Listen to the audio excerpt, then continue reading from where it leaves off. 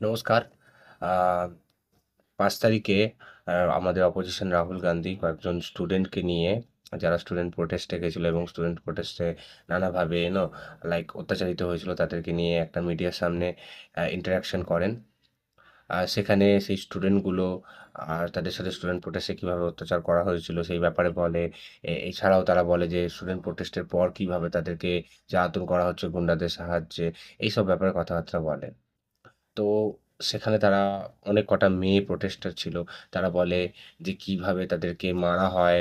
একটা মেয়ে ওখানে তো এমন একটা মেয়ে প্রোটেস্টার ছিল বা মেয়ে আ এ লাইক ছিল যার উপর পেলেট গান চালানো হয়, এবং একটা মেয়ে ছিল যার প্রাইভেট পার্টে লাঠি ঢুকিয়ে দেওয়ার চেষ্টা করে, এবং নানা ধরনের বর্বরতা করে। এগুলো বলতেও কিরম লাগে।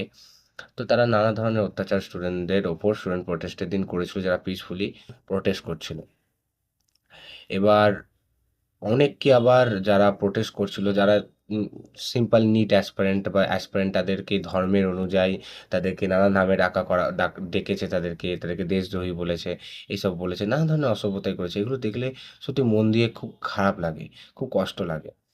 আম আপনি কোনোদিনই তাদের ব্যাপারটা বুঝতে পারবেন না যতক্ষণ না আপনি তাদের মতোরই একজন অ্যাসপিরেন্ট হবেন। দেখুন, কেউ একজন ৮ থেকে ১০ ঘন্টা পড়াশুনো করলো। ৮ থেকে ১০ ঘন্টা পড়াশুনো আ করার পর সে লাইক সবকিছু জেনে নিল। পরীক্ষাটা খুব ভালো দিল, এবং এমনকি মেরিট লিস্টে নিজের নাম তুলে দিল।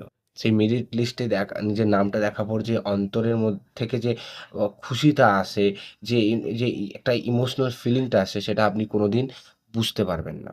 তারপর সে দেখতে পাচ্ছে যে ক্যানসেল হয়ে গেল এক্সাম, তাকে আবার নতুন করে এক্সাম দিতে হবে। সে এটা জানতো যে সে হয়তো এত ভালো এক্সাম দিয়েছে যে সে জানতো যে এবারে সে তার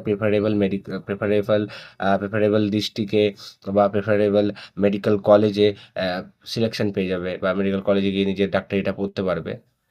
কিন্তু সে যখন জানতে পারে যে তার পরীক্ষাটাই ক্যানসেল হয়ে গেছে কারণ কয়েকজন বাজে লোক সেটা লিক করে দিয়েছে নানাভাবে, সে বহুত হতাশ হয়ে পড়ে। দেখুন, সচিন টেন্ডুলকার, বিরাট কোহলি এরাও কিন্তু প্রত্যেকটা ম্যাচে গিয়ে 100 বানাতে পারে না।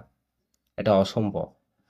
তো তেমনি একজন ব্যক্তি যদি পরীক্ষা দিতে গেল আর সে খুব ভালো, হঠাৎ করে লাইক মানে কোনোভাবে কনফিডেন্স পেয়ে গেল, বা সব কিছু কমন পেয়ে গেল, একটা ভালো নাম্বার তুললো, একটা দারুণ নাম্বার তুললো। সো সে কোনোদিনই চাইবে না সে আবার গিয়ে পরীক্ষাটা দিক। কেউই ২য় বার পরীক্ষা দিতে চায় না। ভালোভাবে পরীক্ষা দেওয়ার পর ক্যানসেল হয়ে যাওয়ার পর আবার পরীক্ষা দিতে যাওয়া, সেটাও ইচ্ছা করে যায় না, সেটা ওকে যেতে হয়। কারণ আদারওয়াইজ ওর কাছে কোনো অপশন থাকে না। এই যে ২৭ খানা ছেলে-মেয়ে মরে গেল, দেখুন, কেউ নিজের জীবনকে অত তাড়াতাড়ি হেলা করে না। ওটা শেষ অপশন। নিজেকে শেষ করে দেওয়া হলো শেষ অপশন। নাহলে সবাই সুসাইড করে নিত।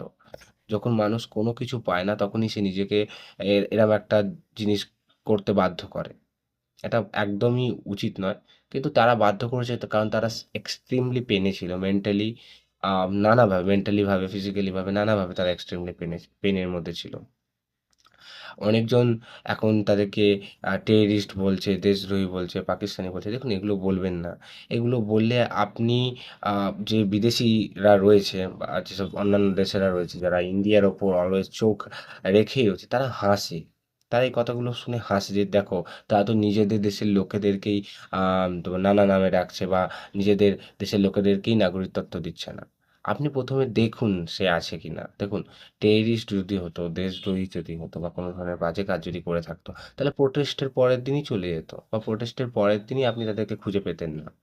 এখানে রীতিমতো ছেলে-মেয়েদেরকে মারা হয়েছে, পেলেট গানের গুলির ছাপগুলো রয়েছে।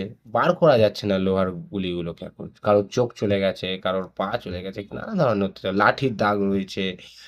ক্যামেরার সামনে যে দোকানগুলো ছিল সেখানকার ক্যামেরাতে ছবি ধরা পড়ে গেছে। যে কিভাবে অসভ্যতাই করা হচ্ছে। নানা ধরনের প্রমাণ পড়ে রয়েছে। হাজার প্রমাণ। অনলাইন খুলবেন, হাজার প্রমাণ। তারপরও আপনি তাদেরকে টেররিস্ট বলছেন। এইসব শুনে তারা হাসে। তারা হাসে যে তারা নিজেদের লোকদেরকেই নাগরিকত্ব দিচ্ছে না। নিজেদের লোকদেরকেই রেসিডেন্ট ভাবছে না। পাকিস্তানি বলছে।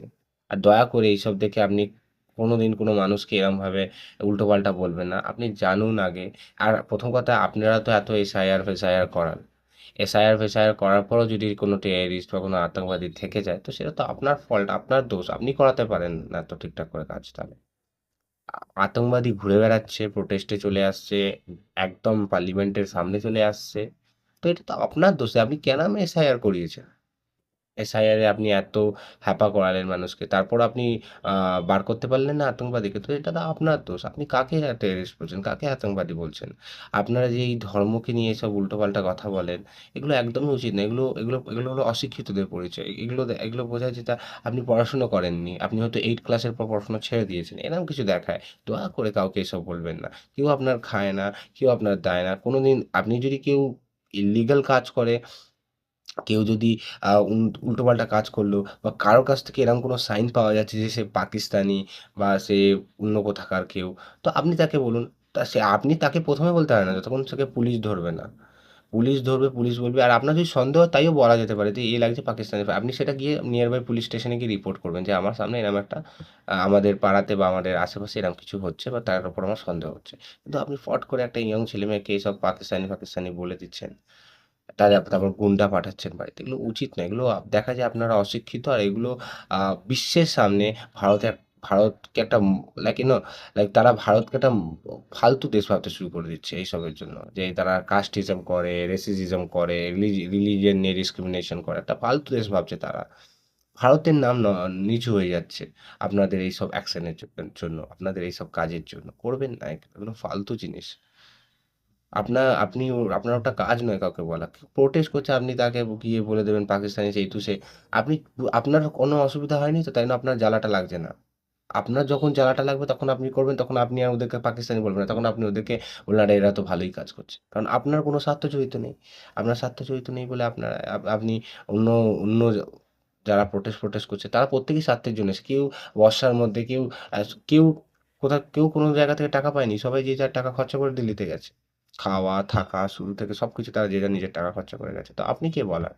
আপনি তাদেরকে উল্টোপাল্টা বলছেন। দয়া করে এসব Facebook, Instagram বা উল্টোপাল্টা Twitter এর থেকে কনটেন্ট দেখে এসব নিজেকে ইউনো ইউনো উম আ দেশভক্ত ভেবে উল্টোপাল্টা কাউকে বলবেন না। এসব আপনার কাজ না। এগুলো খুব খারাপ লাগে। এটা আপনাকে অশিক্ষিত দেখায়। দয়া করে করবেন না। লোকে হাসছে। অন্যান্য দেশেরা আম অন্যান্য দেশেরা এটাকে নিয়ে মজাক করছে, অন্যান্য দেশের নাগরিকেরা। করবেন না প্লিজ।